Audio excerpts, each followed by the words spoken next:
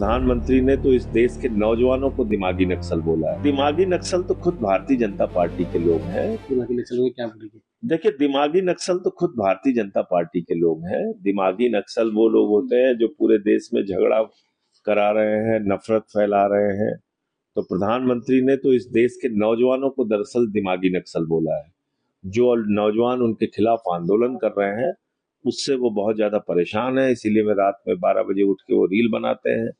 और 15 अगस्त को भी उनसे रहा नहीं गया, बर्दाश्त नहीं हुआ, तो उन्होंने इस देश के जेनजी को, नौजवानों को दिमागी नक्सल बोल दिया। दरअसल वो टारगेट इस देश के नौजवानों को कर रहे हैं।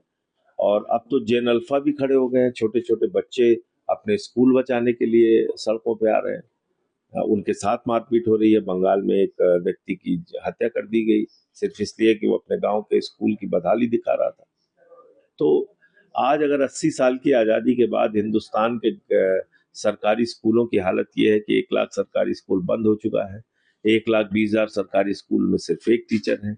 1,19,000 सरकारी स्कूल ऐसे हैं जहाँ बिजली का इंतजाम नहीं है। 98,000 सरकारी स्कूल ऐसे हैं जहाँ बच्चियों के लिए टॉयलेट का इंतजाम नहीं है। तो ऐसी परिस्थितियों में देश की शिक्षा व्यवस्था कैसे आगे बढ़ेगी? और अगर उसके लिए लोग उठा रहे हैं ना आवाज कि नौकरी दे दो, रोजगार दे दो, पेपर लीक रोक दो, स्कूल ठीक कर दो, तो आप कहते हो दिमागी नक्सल है वो लोग। तो ये ठीक बात नहीं है।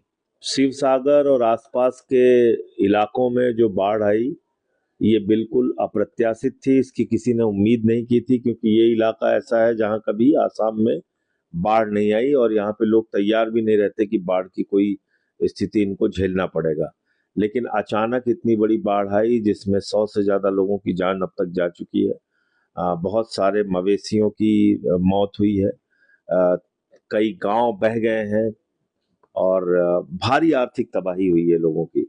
तो इसलिए मैं समझता हूँ किसी भी राज्य सरकार के लिए इतनी बड़ी तबाही से निपटना आसान काम नहीं है।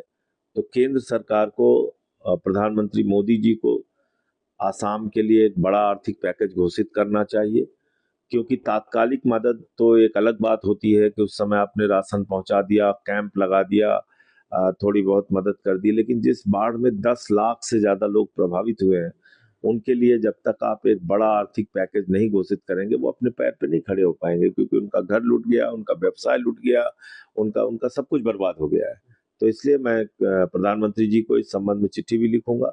हमारे पार्टी के कार्यकर्ता यहाँ पे काम कर रहे हैं, मैं आज उनके साथ मिलके बाढ़ पीड़ित इलाकों में जाऊंगा। अभी तक प्रधानमंत्री भी नहीं आए। ना प्रधानमंत्री जी आए, ना गृह मंत्री जी आए, जबकि चुनाव के समय में 100 बार आते हैं ये लोग, बड़ी बड़ी रैलियां करते हैं, भाषण देते हैं, बार बार कहते भी हैं कि आसाम को बाढ़ मुक्त करना है, आसाम को हमेशा के लिए जो त्रासदी आसाम झेल रहा है उससे बचाना है। तो उस दिशा में तो कोई काम हुआ नहीं। और ऐसे इलाके में बाढ़ आ गई जिसकी किसी ने उम्मीद नहीं की थी। और इसकी एक वजह यह भी है कि खुदाई होती है, खान की माइनिंग होती है, जंगलों को काटा जाता है।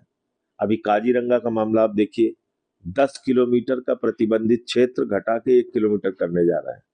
इसका मतलब 9 किलोमीटर के एरिया में आप होटल बनाने की, पेड़ काटने की इजाजत आप देने जा रहे हैं। इससे जो इंसानी जीव है और जो वन्य जीव है उनके बीच में तकरार बढ़ेगी, उनके बीच में संघर्ष बढ़ेगा। तो मुझे लगता है कि ऐसी नीतियां होनी चाहिए जिससे कि जो पर्यावरण हो उसका भी बहुत ज्यादा नुकसान ना हो, जान माल का भी बहुत ज्यादा नुकसान ना हो, और ऐसी बाढ़ जो हर साल झेलनी पड़ती है उससे लोगों को बचाया जा सके।